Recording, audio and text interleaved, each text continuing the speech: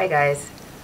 So I wanted to show you what a better braid out looks like the next day. So this is a braid out that I did yesterday. Now I realized that I haven't ever really done I don't have many tutorial videos, and it's not because I don't want to show you guys what I do. It's just that most of the time I do my hair at night and it's too dark to record or to find a good place to do it. But I thought that today what I would do was basically talk you through my routine. So how I style it, what I use, my bedtime routine. In fact, I'm going to do that. That's what I'm going to do. I'm going to show you what I do to my hair at night.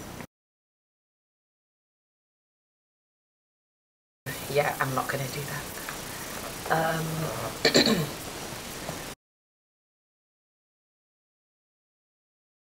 So, questions I get a lot.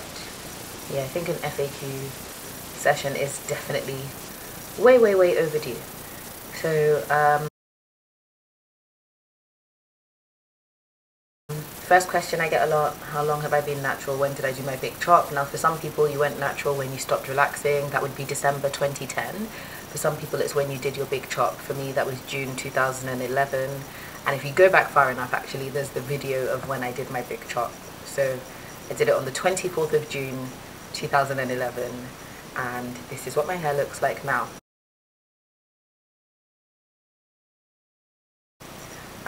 What effect has dyeing my hair had on my hair? It hasn't really had any kind of effect. It did not change my curl pattern.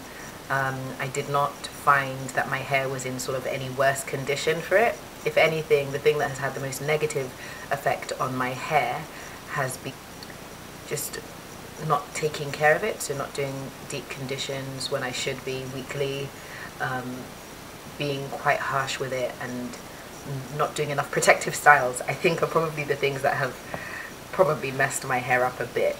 But dyeing it, and keep in mind I did it at home, so I used a box color, and you can still kind of see the color in my hair now. It was fine.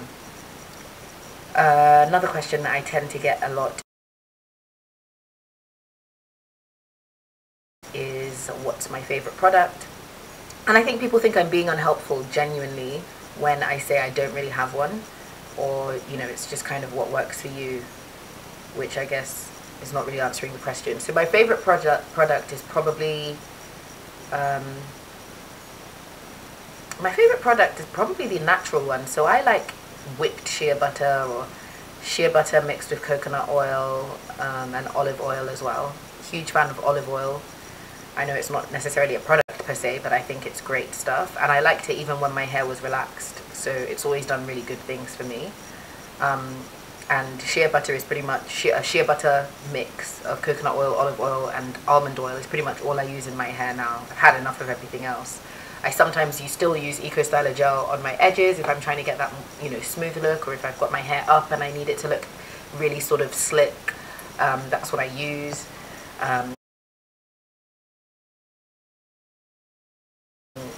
When I sleep at night, I normally tie a silk scarf around my hair. So I use one silk scarf to actually tie it in a ponytail. I don't do the pineapple because I don't find that helpful for me. I find that when I do the pineapple, because my hair is longer at the back already, I end up with really long straggly hair at the back, and then the rest of it's like here. So when I use one of my silk scarves, I tie my hair the way I would do with the normal ponytail. I pull it back to the middle of my head, and then I use another one to cover sort of my edges. And that's how I sleep. I don't spray my hair with water in the mornings because I find that rather than helping to sort of define or keep a style intact, it just makes my hair frizzy. So in the mornings, it's just a case of shaking my hair out. Anything I want to do to my hair, I do it at night before I'm going to sleep. So any kind of prepping for a style that I'm going to do in the morning happens the night before. And I find that it makes things a lot easier, and it means I don't waste too much time in the mornings.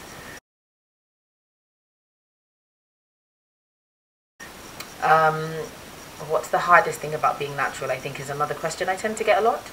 So I think it's just, sometimes for me, I really do just want my hair straight, and I miss the ease that perhaps comes with just being able to kind of throw it into a ponytail. And I can do that with my hair natural, but it is different. So I think I missed that, and I know there's the option to straighten it, which I have done a few times, but actually I found that when it was like the back of my hair, I think has suffered the most for that. It's so dry. Look at this, dry, and the ends, because a lot of them are split, they're getting really, really tangled. So my hair is not in, you know, the best condition. It is pretty frazzled, and I'm probably gonna have to cut it, but that's not the end of the world. It will grow back.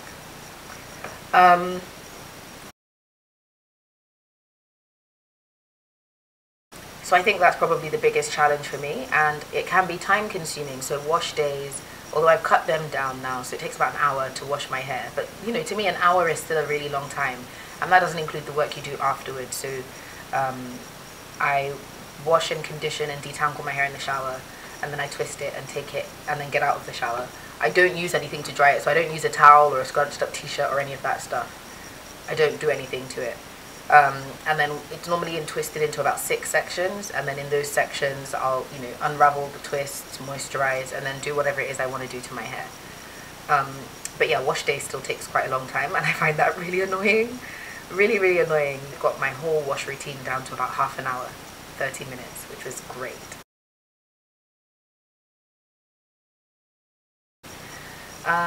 The thing I love most about my hair is how versatile it is. So there's so much you can do. I can straighten it, I can, you know, leave it curly, I can put it up in like a big puff, I just feel like there's so much you can do with it.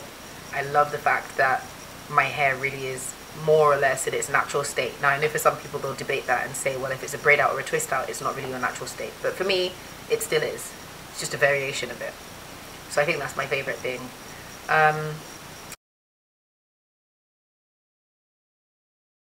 Questions on how did you make your hair grow? I didn't make my hair grow. I think I just did things to retain length. So I think length retention actually is the key thing, rather than making your hair grow. I don't necessarily buy into all these new vitamins and, oh, this will make your hair grow, and if you rub this cream it makes your hair grow. A bit cynical, I'm not gonna lie.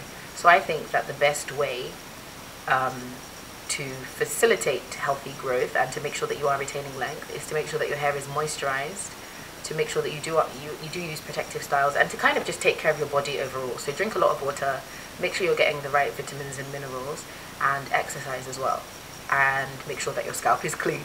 So people take that for granted, but I think a clean scalp helps too. And as far as I'm concerned, that's about it. And obviously our hair will grow at different rates, lengths, all of that good stuff. But generally speaking, that's pretty much it in a nutshell. For me, anyway. Oh, I would never be able to go natural. Yes, you can. Yes, you would cope. You'd probably enjoy it, although the first few months would probably be quite difficult, but you could offset that because you'd be so excited about the fact that your hair's growing and it's natural and it's new that you may not even really worry too much about how long it's taking to do it. And the longer you're natural, I think the easier it gets to take care of your hair.